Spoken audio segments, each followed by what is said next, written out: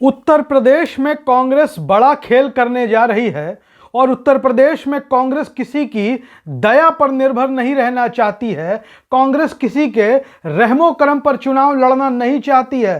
कांग्रेस ने अपनी पूरी तैयारी कर रखी है, या कह दें कि कांग्रेस अपनी पूरी तैयारी कर रही है। यह बात सबको पता है कि उत्तर प्रदेश में कांग्रेस की स्थिति क्या है, लेकिन जो लोग कांग्रेस को उत्तर प्रदेश में आंखें दिखा रहे हैं उनकी भी स्थिति क्या है, इस बात का भी आकलन हो जाना चाहिए। दरअसल आपको बता दें कि इंडिया गठबंधन के तहत समाजवादी पार्टी, कांग्रेस और जयंत चौधरी की पार्टी राष्ट्रीय लोक दल के बीच गठबंधन होना तय माना जा रहा है। लेकिन जिस तरीके की बयानबाजी दोनों तरफ से हो रही है, उसे देखकर लगता है कि कभी इनमें कोई खटपट की खबरें आ सकती है, कभी इस गठबंधन में संबंध विच्छेद की भी खबर आ सकती है। लेकिन कांग्रेस पार्टी की क्या तैयारी है, कांग्रेस पार्टी की क्या रणनीति है, आज के इस वीडियो में हम इस बात पर चर्चा करते हैं। आपको बता दें कि उत्तर प्रदेश, जहां लोकसभा की 80 सीटें हैं, राजनीतिक लिहाज से देश का सबसे बड़ा राज्य उत्तर प्रदेश, भारत की गद्दी पर जिसको भी कब्जा करना है, उत्तर प्रदेश की 80 लोकसभा सीटों से होकर ही उनको गुजरना पड़ता है। और इंडिया गठबंधन हो या एनडीए गठबंधन हो, यह बात सबको अच्छे तरीके से पता है। और समाजवादी पार्टी का प्रदर्शन पिछले कुछ समय में उत्तर प्रदेश में बहुत अच्छा नहीं रहा है। विपक्षी खेमे की बात कर लें, विपक्षी गठबंधन की बात कर लें उत्तर प्रदेश में, तो समाजवादी पार्टी यूपी की राजनीति के लिहाज से, यूपी की क्षेत्रीय राजनीति के लिहाज से सबसे बड़ा विपक्षी दल है। लिहाजा समाजवादी पार्टी के ऊपर बड़ी जिम्मेवारी है कि उत्तर प्रदेश में जो छोटे दल हैं उनको अपने साथ लेकर चले। और उत्तर प्रदेश के लिहाज से Congress party junior partner Samajwadi party के लिए है। उत्तर प्रदेश में कांग्रेस भी कमजोर है, यह भी सब जानते हैं, यह भी बात किसी से छिपी हुई नहीं है। लेकिन कांग्रेस पार्टी गठबंधन चाहती है, लेकिन मान सम्मान और प्रतिष्ठा के साथ। कांग्रेस देश की सबसे पुरानी पार्टी है, आजादी के आंदोलन से निकली पार्टी है, और ऐसे में कोई क्षेत्रीय दल कांग्रेस की प्रतिष्ठा, उसके मान सम्मान पर आघात पहुंचाए, कम से कम कांग्रेस ये स्वीकार तो नहीं करेगी। और कम से कम बयानबाजियों से तो यही पता चलता है। आपको बता दें कि उत्तर प्रदेश में समाजवादी पार्टी का जो मूड है वो कांग्रेस को 4-5 सीटों से ज्यादा देने का नहीं है।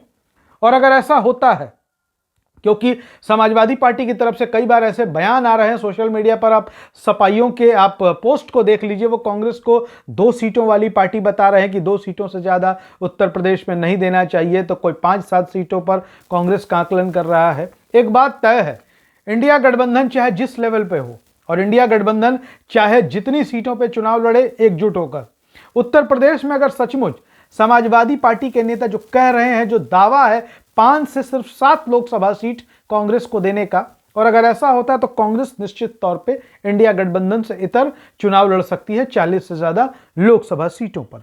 अब आपको बताएं, दरअसल इंडिया गठबंधन में जो स्थिति है, इंडिया गठबंधन में जो बातचीत है, वो सीट शेयरिंग की स्थिति तक पहुंच गई है। अब जो इंडिया गठबंधन के जो दल हैं वो सीट शेयरिंग पर चर्चा कर रहे हैं आपस में, कौन कितनी सीटों पर कहां से चुनाव लड़ेगा, इसको लेकर जो है मंथन चिंतन का दौर शुरू हो गया है। और ऐसे में इंडिया गठबंधन में कई ऐसे दल मौजूद हैं जो कांग्रेस पार्टी को नीचा दिखाने की कोशिशों में लग गए हैं। कई ऐसे राजनीतिक दल हैं जिनके बारे में, जिनका नाम, जिनका जिक्र करने की कोई जरूरत नहीं है, इसको आप खुद समझते हैं कि गठबंधन में वो कांग्रेस के साथ हैं, लेकिन कांग्रेस पार्टी को नीचा दिखाने, कांग्रेस को अपमानित करने का कोई मौका वो छोड़ने वाले नहीं है। खैर, आपको बता दें कि 2009 का लोकसभा चुनाव याद करिए, ऐसे ही कांग्रेस को लगातार नीचा दिखाया जा रहा था समाजवादी पार्टी के द्वारा। वो दौर मुलायम सिंह यादव का था और वो दौर अमर सिंह का था, और कांग्रेस पार्टी को 10 से 12 सीटें लगातार ऑफर की जा रही थी। कांग्रेस का जो क्षेत्रीय नेतृत्व था उसने इस बात को स्वीकार नहीं किया। कांग्रेस मजबूती से चुनाव लड़ी और अकेले दम पर चुनाव लड़ी, और अकेले चुनाव लड़कर समाजवादी पार्टी से ज्यादा सीटें कांग्रेस जीत गई। 21 लोकसभा सीटें कांग्रेस को मिली थी उस दौरान। और आप समझिए कि फिर उसके बाद फिरोजाबाद में उपचुनाव हुआ तो राज बब्बर ने डिंपल यादव, जो सपा की प्रत्याशी थी, अखिलेश यादव की पत्नी को चुनाव हरवा दिया। कांग्रेस की सीटें बढ़कर 22 हो गई।